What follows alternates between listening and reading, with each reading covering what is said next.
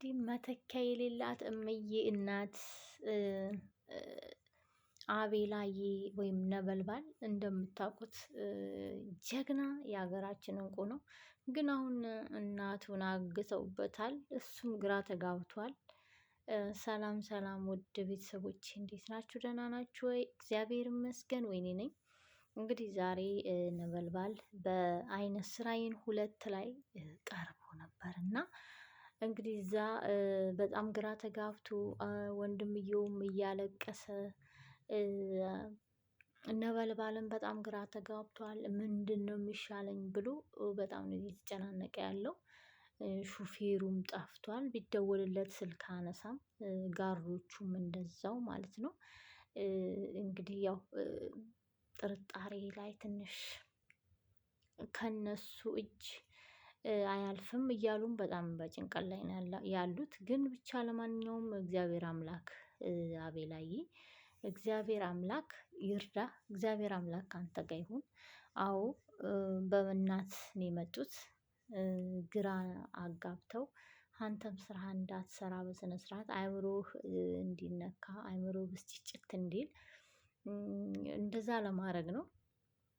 ታውቃላችሁ ለሰው መስራት እና የራስ እንደዚህ ደግሞ በእናት ሲመጣና እናት ታግታ ማሰብ አይምሮ ውስጥ አይደለም ማግኘት ስራን ራሱ እቅድን እንዳናቅድ ነው እና የምንሆነው። እንግዲህ ነበልባልዬ ላይ እንደዚህ አይነት ነገር እንዲፈጠር ነው የሆነው። ልክ እንደ ነዘልዬና እንደ ልዑሌ ምክንያቱም እነሱ እየለፉ ነው እስከ ጎናቸው ግን ልክ እንደ ቃየል ካጂ ነው ያላቸው። እነዚህ ካጂዎች ደግሞ የእነሱን ስራ እያበላሹባቸው አእምሯቸው ውጥርጥር እንዲል ስራቸውን በስነ ስርዓት እንዳይሰሩ እየተደረጉ ነው ያሉት እና በጣም ያሳዝናል። እኔ እውነቴን ነው የእነዚህ ጀግኖች ነገር እውነቴን ነው ብርታቱን ይስጣቸው። እኔ እንጃ አላቅም።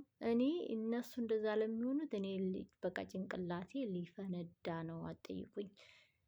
በቃ ልዑሌም ታውቃላችሁ የዘልዬን ቤተሰቦች እንደዛ የእድልን ቤተሰቦች እንደዛ አንዱን ከአንዱ አንዱን ከአንዱ እንደዛ ጨረስኩ ሲል ደግሞ ወደ ራሱ ቤተሰቦች ዞረውበታል።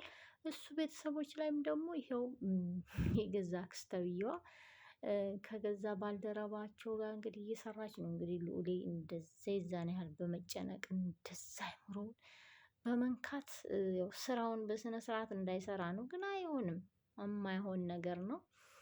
እግዚአብሔር ብርታቱን ይስጣችሁ። ለወደፊት እንድትጠራጠሩ እምነት እንዳይኖር ራሳችን ዞር አድርጋችሁ እንድታዩ ትምህርት ነው ብዬ ነው የማስበው። አንዳንዴ በመጥፎ አትዩት። የራስ ሰው እንደዚህ እንደ ቃየል እየከዳችሁ ካለ አብሯችሁ ያለ ሰው እያስመሰለ አብሯችሁ እየሰራ ለጥላት እያጋለጠ ከሰጣችሁ ለወደፊት ትምህርት ነው። ማንንም ማን እንዳያምን አብሯችሁ ያለውን ሰው ራሱ እንዳታምኑ እንድትጠራጠሩ መረጃዎች እንደዚህ ሲራዘሙባችሁ ምንድነው ብላችሁ ራሳችሁን እንድትገመግሙ ነው የሚረዳችሁ ብዬ ነው የማስበው። ምክንያቱም ዝም ብላችሁ ከሆነ የምትሰሩት ጥላት ይመጣል ብላችሁ ከሆነ ይመጣል ብላችሁ ካላሰባችሁ ትጠቃላችሁ። ልክ እንደዚህ ማለት ነው እና በጣም ነው የሚጨንቀው በጣም ማለት ነው። እኔ ልዑሌ ዘልዬ እኔ እንጃ አላቅም። ግን ረጋ አእምሯችሁን አረጋጉና ተረጋጉና አንድ የሆነ በቃ የለም አእምሯችሁን ማረጋጋት ነው ያለባችሁ ብዬ ነው የምለው። ውድ ቤተሰቦቼ እንግዲህ እነዚህ ጀግኖች ቤተሰብ በሆናችሁ ሁላችሁም ታውቃላችሁ።